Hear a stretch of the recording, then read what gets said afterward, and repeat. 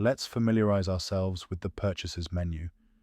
In general, this is where you enter details of items that you purchase for your business. Click Add Purchase over here and fill in the details.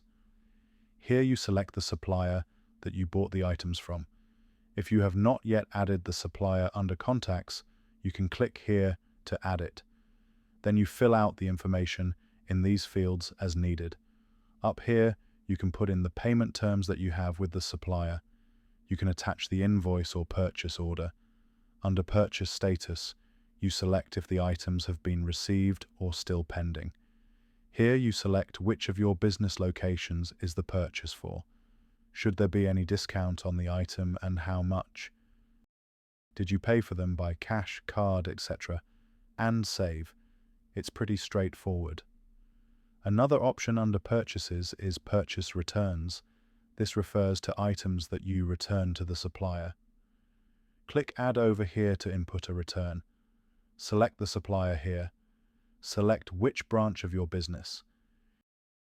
You can leave the reference number blank, and the system will generate one. Fill out the rest of the info as required. Select the product and enter what quantity is being returned. Note, if the business location is not selected, you won't be able to select a product.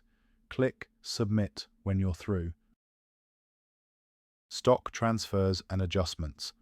Now let's look at stock transfers. This is used when your business has more than one location and you transfer some products from one location to the other.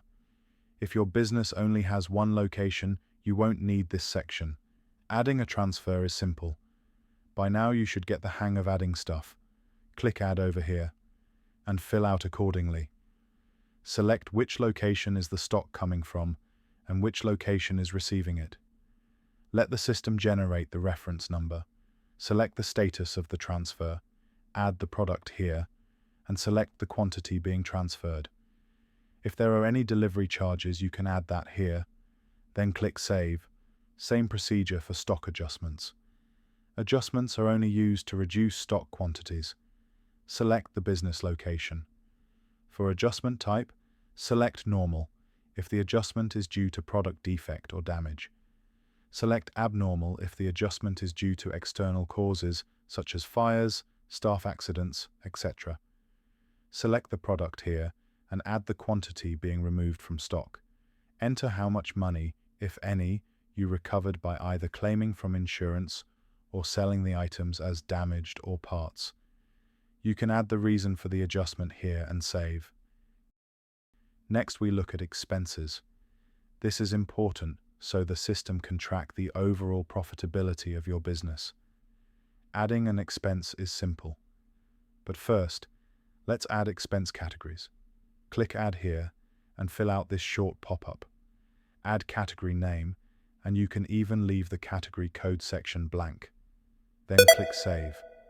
We'll add rent and advertising. For demonstration, we'll add a subcategory. Let's add Facebook ads as a subcategory of advertising. Now we have the categories, we can add the expense.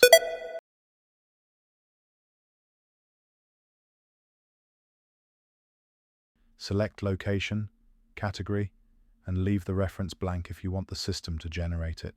If your business tracks expenses based on which staff member or customer the expense is related to, select them here. Select if taxes are applicable. Attach documents such as invoice, etc. Then add the expense amount. Add a note if needed. If you check this box, the expense will be treated as a refund and will be added to your profit as if it were income. Here you select if this is a recurring expense. If so, select how often you pay this expense and for how long. Only use this part if the expense is a set amount due at a set time every month or year. So this part would be added if you have a set number of installment to pay, such as in the case of a loan.